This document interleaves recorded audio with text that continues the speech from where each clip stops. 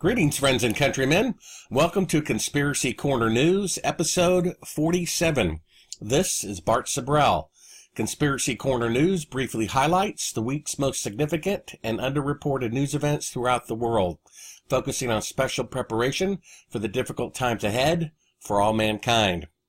Thank you for the 3-week holiday. I've been celebrating Thanksgiving, my birthday month, as my friend calls it, and of course the miscellaneous end of the year celebrations and whatnot. Special thanks to all my contributors who make Conspiracy Corner News possible. With all the research and time it takes to do this, they supplement that compensation of my loss of time with regular PayPal donations, and thank you to all those who are so kind to do so. This week's episode will be a little bit long. It's required a lot of research and detail, and I normally don't like to talk about politics.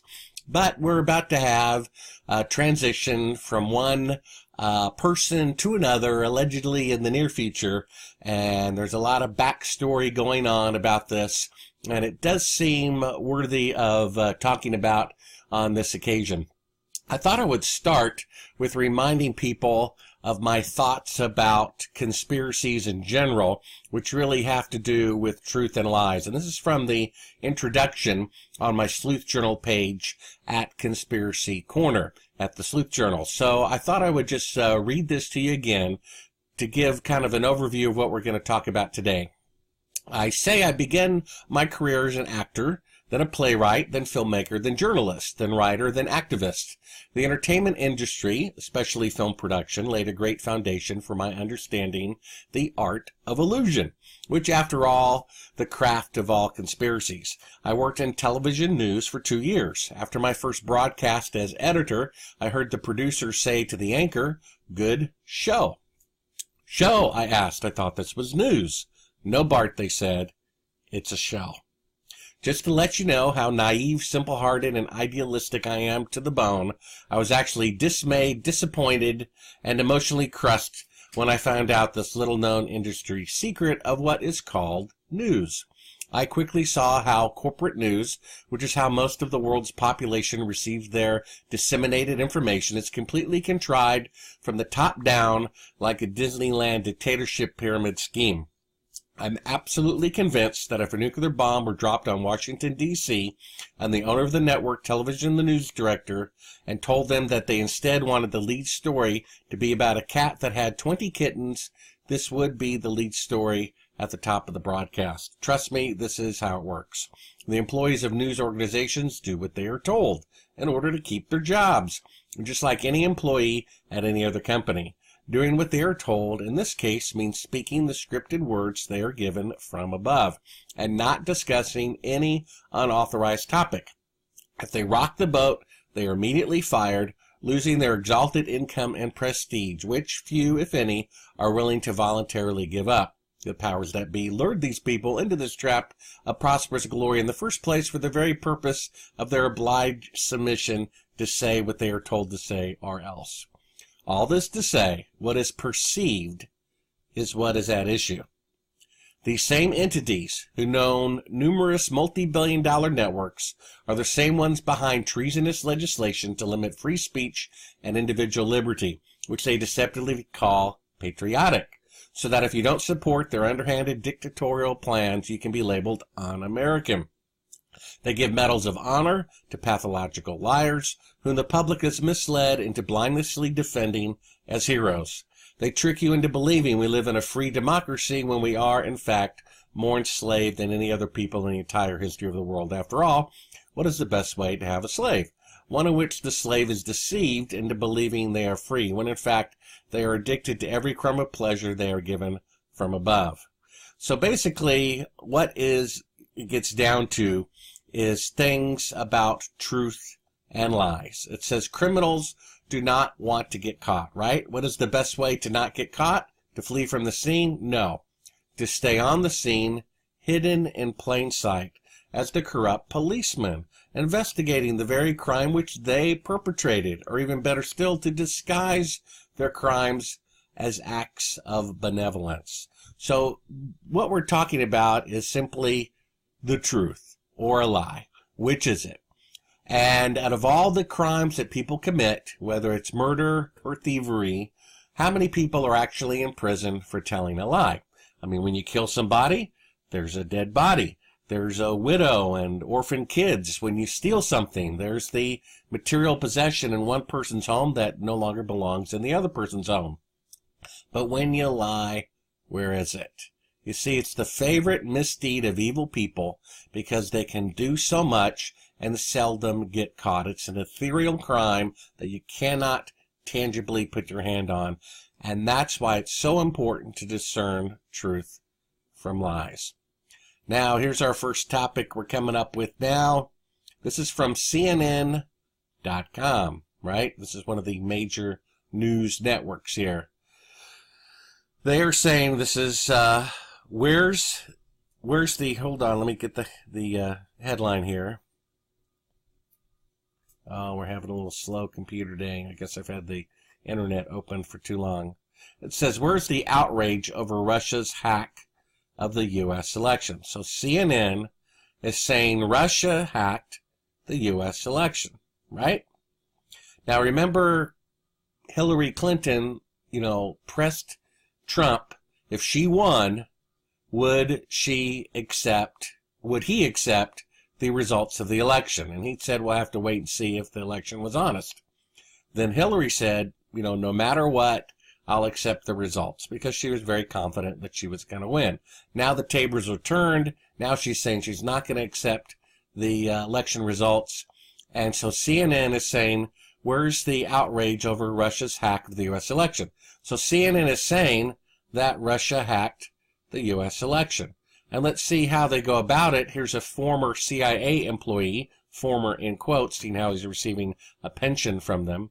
And let's see what he has to say about this story of whether or not the Russians hacked the election, because that's what they're saying here in their headline. Russia hacked the U.S. election, right? Let's see what he has to say in this snowy mountain background, which obviously he's not in. There's no steam coming out of the guy's mouth, so even the background is phony. I'm deeply disturbed by the fact that the Russians interfered, and I would like to see the evidence, because if... Now, wait a minute. He says, I'm deeply disturbed that the Russians have interfered, and I'd like to see the evidence. So he's saying that the Russians have interfered in the election, and yet he acknowledges he has not seen the evidence thereof. Isn't that just simply hearsay and a rumor? And now here's an article that CNN put out only a couple of months ago, and they said, no, the presidential election cannot be hacked. Well, wait a minute. After their person, Hillary Clinton, that they acknowledged they were backing, after she lost, they said the elections were hacked. But here's an article from the same news network that says prior to the election, when they assumed that she was going to win, and Trump was saying the election could be hacked by the Democrats, they said, no, the election cannot be hacked. So which is it? They say it can't be. They say it can be, whichever suits them best. Now, we have to keep in mind, Leonard Bernstein, who broke the story of Watergate, he had this to say about the CIA's involvement in news media. Here's his quote. He says, more than 400 American journalists that we know of have secretly carried out assignments for the Central Intelligence Agency, the CIA, according to documents on file at the CIA. In many instances, CIA documents show that, quote, journalists were contracted by the CIA to perform covert missions for the CIA with the consent of the managers of America's leading news organizations. Among the executives that we know of who lent their cooperation to the CIA were the heads of Time Magazine, Newsweek, the New York Times, ABC, NBC, CBS, the Associated Press, United Press International, and Reuters News Service. So that's pretty much everybody. This was before CNN existed. I'm sure if they existed at the time, they would be in the list with everybody else. So here we have the CIA acknowledging in their own documentation that every single major news source has run propaganda stories for them, which means lies. They have done that at least on 400 occasions through 400 journalists, and of course I'm sure it's a lot more than that. And now let's see what the CIA has also been up to. Here are the countries they have influenced the elections of. China in 1949 to the early 60s, Albania, East Germany, Iran, Guatemala. In fact, they spend their time meddling in all these countries' elections to get their people put in place opposed to the Democratic majority of that country, all the while claiming they're promoting democracy. Costa Rica, Syria, Egypt, Indonesia, British Guyana, Iraq, Vietnam, Cambodia, Laos, Ecuador, Congo, France, Brazil, Dominican Republic, Cuba, Bolivia, Indonesia, Ghana, Chile, Greece, Costa Rica, Bolivia, Australia, Angola, Zaire, Portugal, Jamaica, and it just goes on and on and on and on down through Panama, all the way Yugoslavia, Ecuador, Venezuela, Haiti, Honduras, and all the way up to the current administration and Ukraine. Now, here's what WikiLeaks, all this has to do with WikiLeaks. WikiLeaks leaked out information about the Democratic Party, right? So what they're basically saying is, who leaked out that information? If the Russians leaked out that information, then it is the Russians unduly affecting the American election. Well, what did they leak out? They leaked out corruption in the Democratic Party. So what they're saying is the truth may have affected the outcome of the election. Well, here's a new twist. Was that DNC staffer assassinated? WikiLeaks is now offering up a $20,000 reward for any information on Seth Rich's death, adding to the speculation that he was the DNC email leaker. Fox 5's no. So basically, Seth Richards, he was murdered right around the time the leaks came out, and he was an employee of the Democratic National Convention.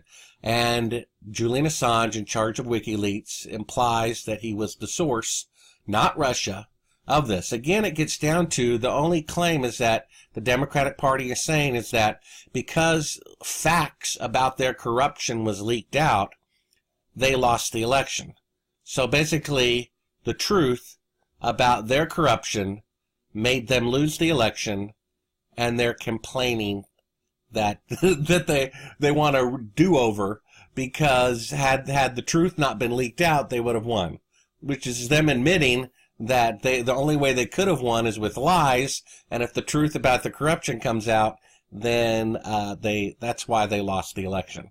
So they're going to blame Russia, came up with that because it looks a lot better than one of their own disgruntled employees leaking that out. We have a former ambassador from the United Kingdom saying that the idea that the CIA leaked that their claim that Russia leaked out this information is BS. He says he personally met with the person who leaked out the information, and they are not Russian. He implies they're American, former employee of the Democratic Party who was disgruntled that Bernie Sanders was being basically unfairly treated, and that is why he leaked out their corruption. I mean, it was so bad that these people had to resign once it came out what they were doing. If the truth had not come out, these corrupt people would still be in power doing corrupt things.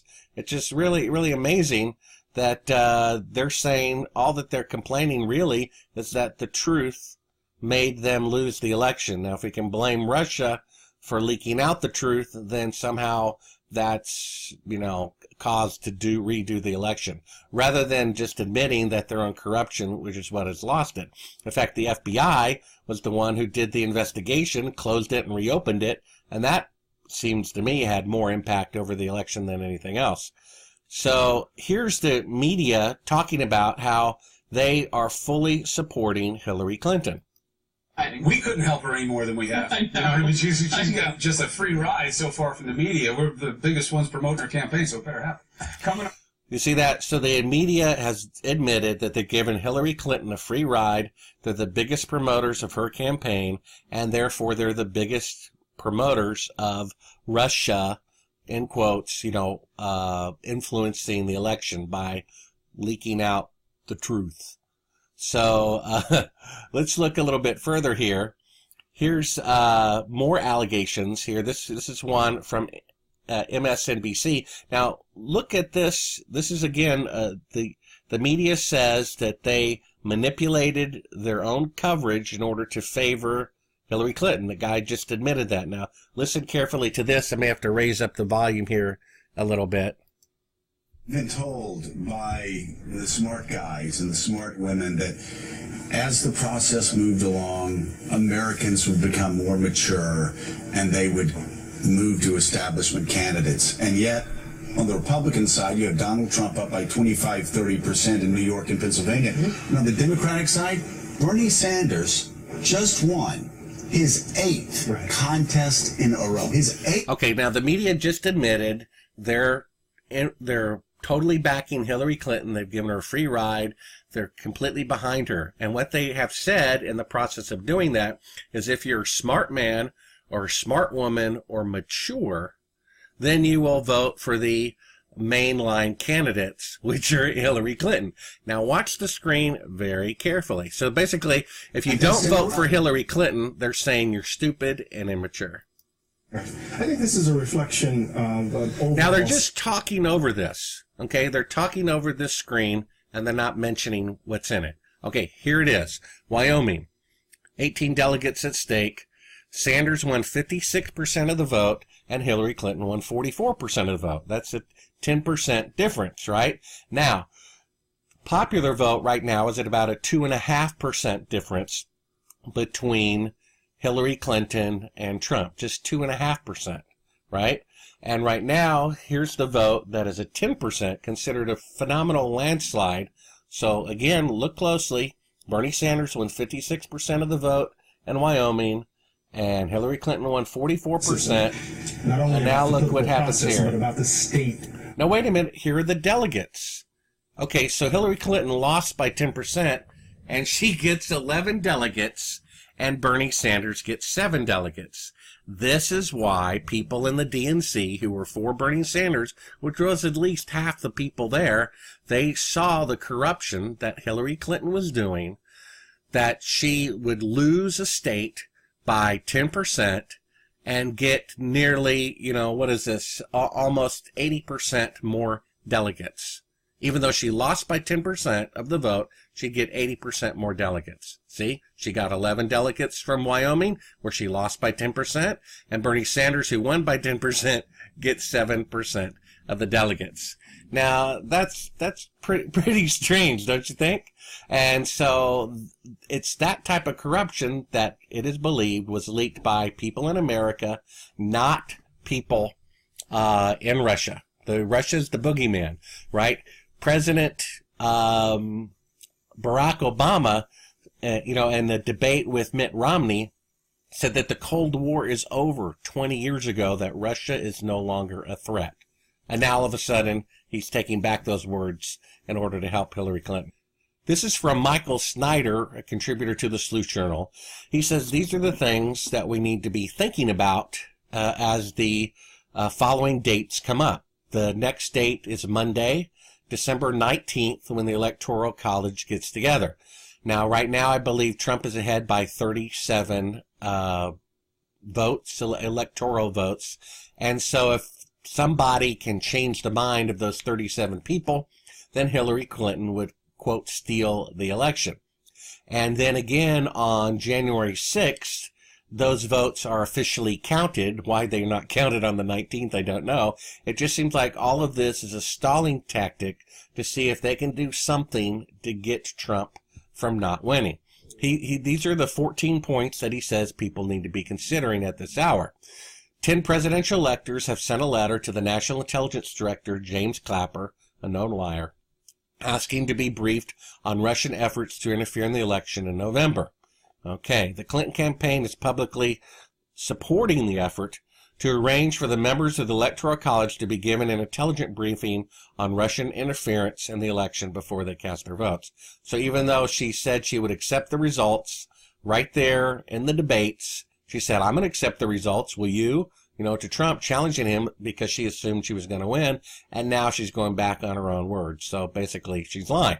In fact, she said there were no classified emails in her servers, and the FBI said, well, there were almost 200 that we found. She was subpoenaed to turn over more than 30,000 emails, and they subpoenaed the physical hard drives, and she gave them the physical hard drives right after she erased everything on there. That would be like them asking for a bunch of files, and then she hands them a bucket of ashes of the burned files. Why she wasn't indicted for destroying state's evidence, I have no idea.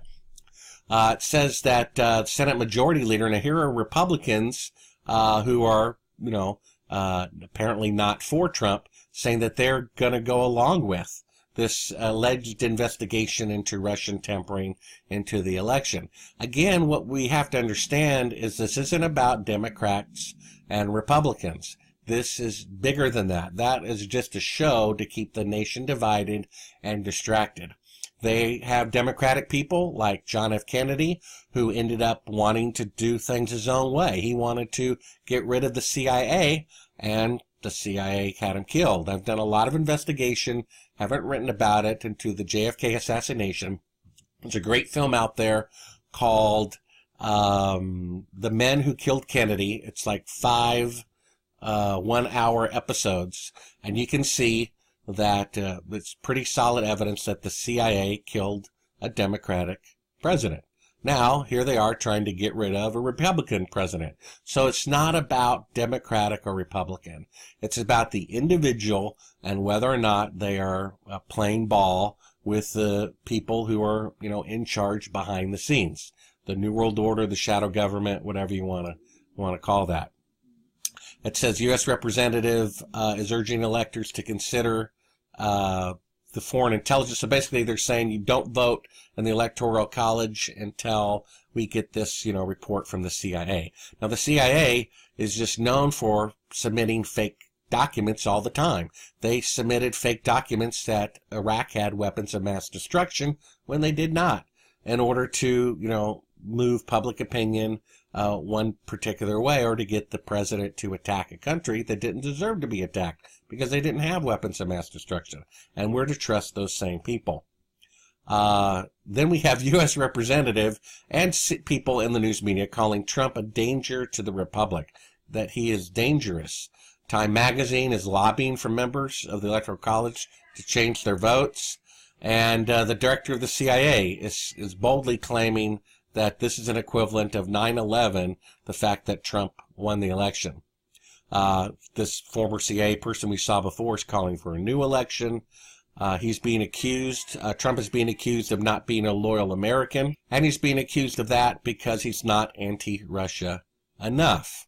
Really? I mean, do we want to have World War III? Each country has thousands of nuclear warheads that could kill everybody in the world probably 100, 200 times over. And, I think world peace is a good objective. And if Trump wants to get along with Russia, I think we should try to do that. We should try to get along with everybody if possible.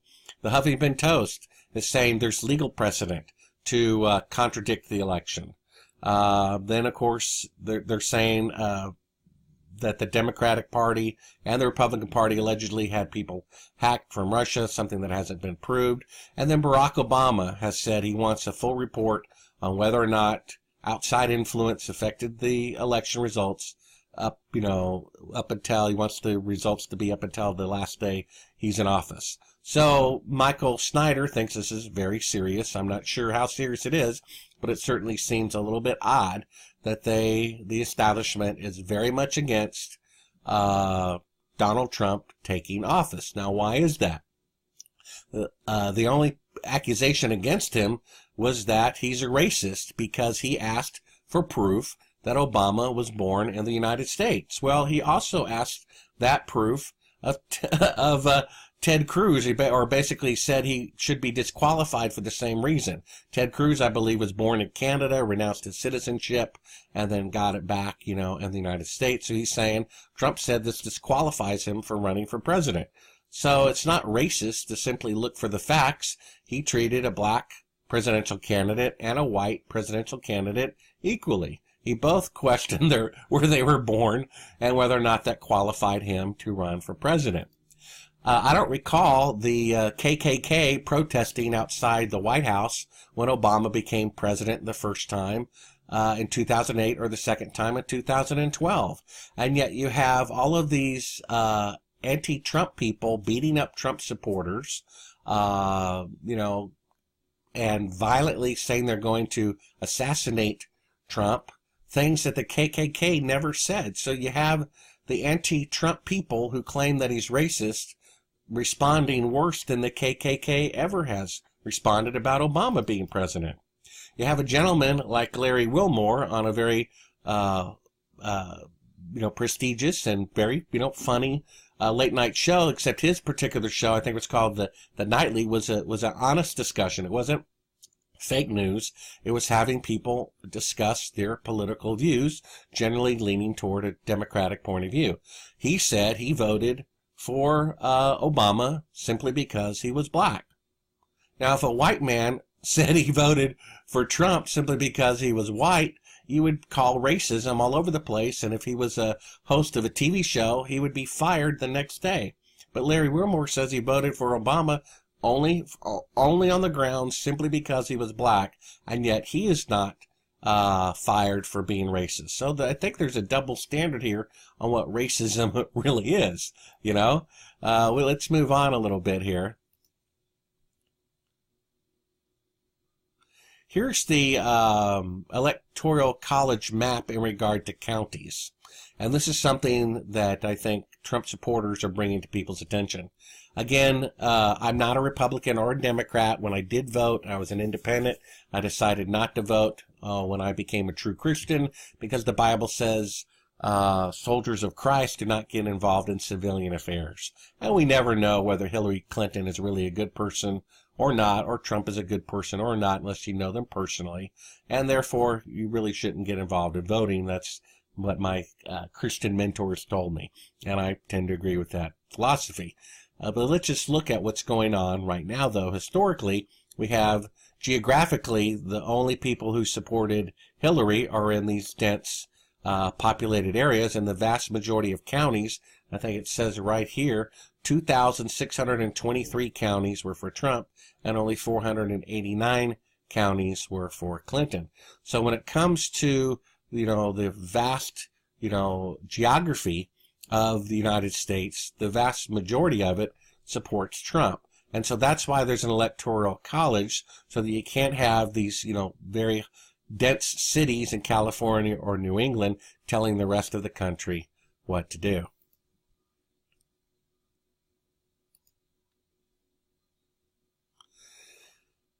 Now, here's the accusation that got started. Okay, this is what started all. Nancy Pelosi has a daughter, Christine Pelosi, who says we need to see whether or not, through the Electoral College, meaning they're trying to get a do-over. They've lost the election, and they're still trying to somehow put Hillary Clinton in office anyway. And she says the reason is to decide whether, it's right here, whether Mr. Trump is fit to serve as president of the United States.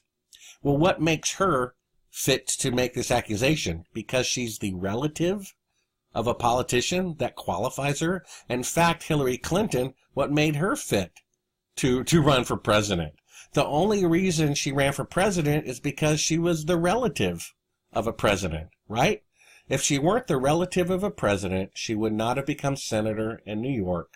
If she wasn't the relative of a president, she wouldn't have become Secretary of State. And if she wasn't the relative of a president, she would not have come close to becoming president of the United States.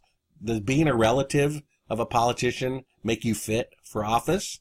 Mr. Trump, on the other hand, has run multi-billion-dollar businesses. And that's what, negotiations with other countries and trade deals is all about. Running a business, bringing jobs to America, not exporting jobs.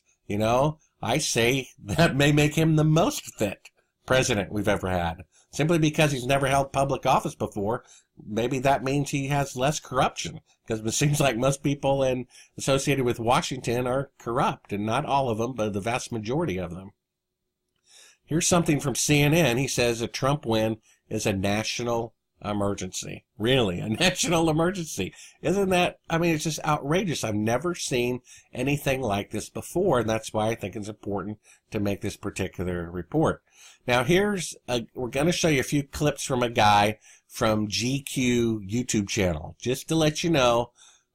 This is what the GQ channel stands for, by the way. Here's their little promo. Yo, yo, yo, what up, what up? It's your player partner checking in, 2 Chainz, and I want to welcome you to GQ.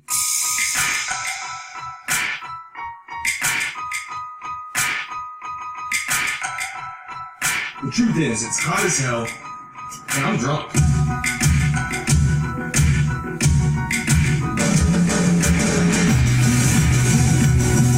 Okay, I think we got that. That's what GQ stands for. Whatever that is, you be the judge. Okay, now this is their spokesperson who came up with this title called The Resistance. That's the name of his YouTube channel or whatever, The Resistance. Seems like it has a kind of a juvenile appeal here, you know, but that's what he decided to go for. Maybe his audience is a little juvenile, which it seems like the GQ, you know, going for sex, drugs, and rock and roll. And that's what the life is all about. That seems a little juvenile as well. So maybe that goes right along with it when he calls his, forum, The Resistance, to appeal to teenagers or whoever who like Star Wars. I'm not sure why, but here's what their guy has to say about this. These are not words of sanity. These are the rages and the boasts and the madness that we have seen throughout history. Saddam Hussein, Mussolini, Fidel Castro, Mao Zedong, Stalin, Pol Pot, Bin Laden, Hitler. Now, you would think he would be talking about himself, because he does not seem to be a rational person. In any way or form, the guy seems a little rabid, like he has rabies or something. But he's actually talking about Donald Trump. Believe it or not, this guy who looks crazy is calling Donald Trump crazy. Now, that's pretty interesting. Let's take a look at the way Donald Trump speaks and how Hitler speaks, okay? Erstens, Sie wollte eine wahrhaftige Weltanschauungspartei sein. Und zweitens, Sie wollte kompromisslos die... Okay, that looks kind of like the guy we just saw, and yet he's accusing Trump of being that way when he himself acts that way. Here's the way Trump speaks in a very calm way. Policy of yours did she mischaracterize? Number one, it was a whole, written out by professionals and just shot after shot. It was supposed to be foreign policy, and it was really Trump policy. And she got it all wrong. I mean, first of all, she talked about that I want to nuke all of these countries. It's ridiculous. No, I want these countries to pay for protection. We are protecting them. We have $19 trillion in debt, very soon going to $21 trillion, John, in debt. And I want these countries to reimburse us, at least for our costs. Okay, that's the way that Trump speaks. Not that he's right or wrong, but he seems very calm.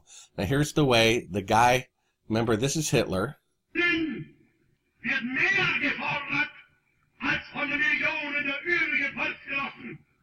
Für sie genügt nicht die bloße Ablegung des Bekenntnisses, ich glaube, sondern... Okay, now here's the guy who accuses Donald Trump of being Hitler. These are not words of sanity. These are the rages and the boasts and the madness that we have seen throughout history. Saddam Hussein, Mussolini, Fidel Castro, Mao Zedong, Stalin, Pol Pot, Bin Laden, Hitler. Well, he certainly talks a lot more like Hitler than Donald Trump does, and yet he's accusing Donald Trump of being Hitler. It's amazing. Donald Trump gets accused of being racist simply because he asks for facts from a black person. Oh, if you ask for facts from a black person, I guess you're racist. He asked for the same facts from a white person, Ted Cruz, about whether he's eligible to run. So what we see here is everything is being turned upside down. Lies become the truth, and truth become lies. It's really, really remarkable. Now, here's what he has to say further. We are at war with Russia. Okay, he says we're at war with Russia. Really? News to me. The last time we were close to war with Russia, everyone was being taught duck and cover, and we were afraid of a nuclear bomb being dropped on us at any minute. The guy says we're at war with Russia. We're not at war with Russia. If we're at war with anybody right now, what is it? Syria, Afghanistan, Iraq. I haven't heard anything about a war with Russia, and yet that's what the guy says. So the guy opens up with lying. Perhaps more correctly, we have lost a war with Russia without a battle. We are no longer a sovereign nation. We are no longer a democracy. We are no longer a free people. We are the victims of a bloodless coup. So far, okay. A bloodless coup. Okay, he's saying a bloodless coup. So he's saying that Donald Trump, who he said talks like Hitler, when in fact he's the one who speaks like Hitler, he says Donald Trump is causing a coup, when in fact he's saying to disregard the election and install Hillary Clinton, which is in fact a coup. So the guy who's accusing Trump is a coup is the one who is saying that there should be a coup against Trump. Now that is absolutely remarkable. Feared by Russia with, at best, the traitorous indifference of the Republican Party and Donald John Trump, a man who, to borrow a phrase from another December long ago, will live in infamy. In 5 weeks' time, unless desperate measures are taken, we will hand over the government to a man who lost the popular vote. Okay, so he's saying, unless desperate measures are taken, he accuses Donald Trump of somehow subverting America, and yet he's suggesting that the election not be honored and desperate measures be taken. Wow, that's pretty remarkable. Here's something he needs to be aware of. Donald Trump has the endorsement of nearly or more than 200 admirals and generals in the military. Now, critics say, well, these aren't important admirals and generals, and these guys have been disgraced. Well, yes, Obama tried to get rid of a lot of generals who didn't agree with his way of thinking, and he caught them playing poker or having a girlfriend while they were married, and so he had them fired. But I don't know that that has anything to do with disqualifying you as a competent general or admiral. So we have to be careful, these people, if they're really talking about overthrowing Trump, who legitimately won the election. He has the backing of 200 admirals and generals, and I don't think they're going to let that happen. Again, this is what the topic of today is really about. This is from Isaiah 5:20. Woe to them that call evil good and good evil, that put darkness for light and light for darkness, that put bitter for sweet and sweet for bitter. See, these people are calling lies the truth, and they're calling the truth lies. Just like what went before, there's nothing new under the sun. Here's a scripture that a lot of people hear, but they don't read past it. We're going to read a few verses past it. For God so loved the world that he gave his only begotten Son, that whoever believes in him should not perish, but have everlasting life. Now here's the part people don't read. For God sent his Son into the world not to condemn the world, but that the world through him might be saved. He that believes on him is not condemned, but he that believes not is condemned already, because he has not believed in the name of the only begotten Son of God. And this is the condemnation, that light, or truth, has come into the world, and yet men love darkness rather than light. They loved lies rather than the truth. Why? Because their deeds were evil. For everyone that does evil hates the light, which is the truth, and neither comes into the light, lest their deeds should be exposed. This is why Hillary Clinton, erased her hard drives, burned her files before turning them over to the FBI, because there was something on there that showed that what she was up to was evil. Just like when Sanders wins, a state by 10%, and yet Hillary Clinton gets 80% more delegates anyway. That should be illegal, because that's the, step to the presidency. And if they're saying a vote should count as a vote, they're certainly not doing it within their own party. We, the citizens, hand over our vote between them and the presidency, and they're counting one vote for Sanders, a half a vote, and they're counting a vote for Hillary Clinton as 2 votes. And yet they're decrying that there's some corruption in the election, that their corruption that they did to get her elected wasn't enough, and now they're going to blame the Russians for leaking out the truth about their own misdeeds, which made people not want to vote for them. Isn't that interesting? Now here we have the FBI. The FBI rejects claims, the CIA claims, that Russia assisted in the presidential elections. Well, there you have it. The FBI and the CIA has never gotten along. The CIA simply lies. That's their main thing, is misinformation. They admitted they have 400 or more journalists at every major news organization propagating lies. They admitted it. And now who is against Trump becoming president? The CIA.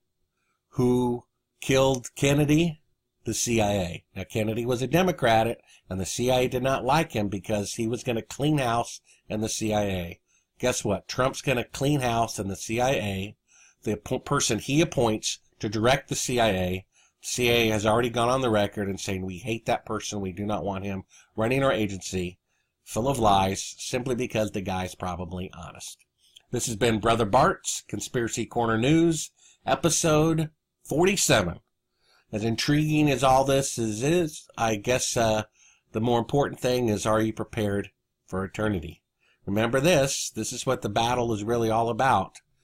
We live in a world where evil is called good and good is evil, that darkness or lies are called truth, and truth is called darkness.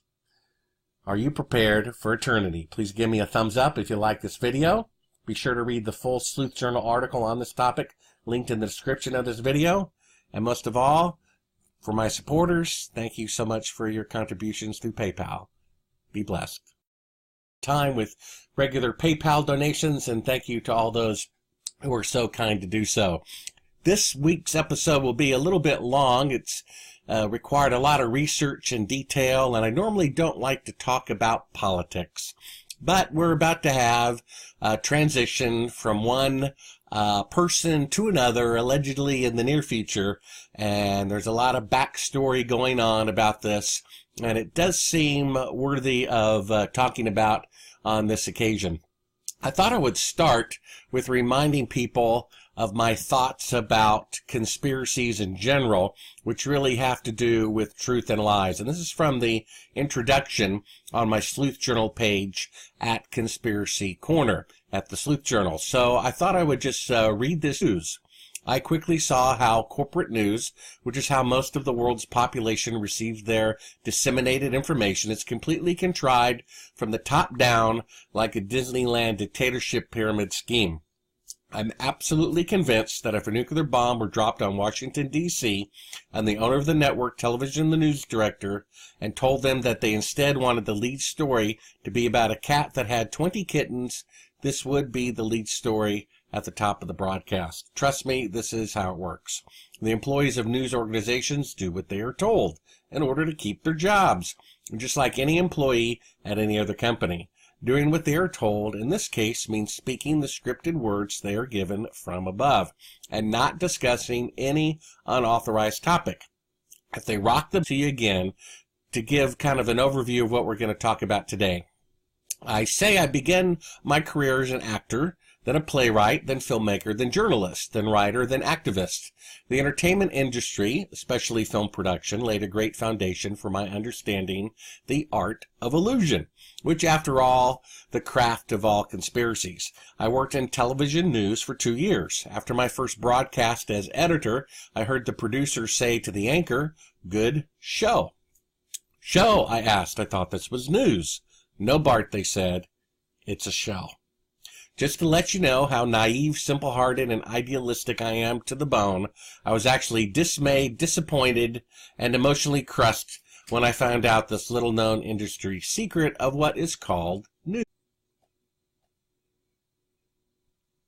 Greetings, friends and countrymen. Welcome to Conspiracy Corner News, episode 47.